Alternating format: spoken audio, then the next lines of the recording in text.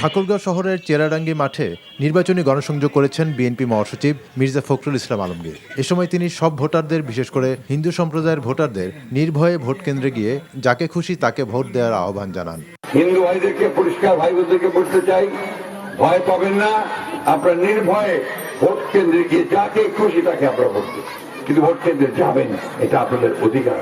খুলনা ৫ আসনে ষোলোয়া বাজারে নির্বাচনী সমাবেশ করেছেন জামায়াতে ইসলামের সেক্রেটারি জেনারেল মিয়া গোলাম পরোয়ার। এ সময় বিএনপির ফ্যামিলি কার্ড, কৃষক কার্ড পরিকল্পনা নিয়ে প্রশ্ন তোলেন তিনি। মানুষ হলো দেশে 18 কোটি, বলে আমরা 50 কোটি কার্ড, তার মানে মিথ্যে কথাও তো ডক করে বুঝিয়ে সমস্ত ভুয়া চেষ্টা।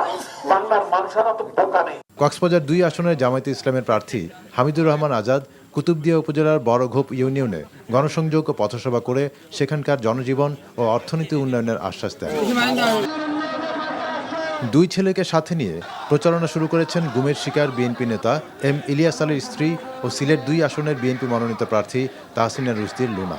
এই বিশ্বনাথের মানুষ তার বিবেকের তাড়নায় ইলিয়াস আলীর কথা মনে করে, ইলিয়াস আলীর উন্নয়নকে স্মরণ করে আমাদেরকে সমর্থন দেবে এবং ধানের শীষে ভোট দেবেন।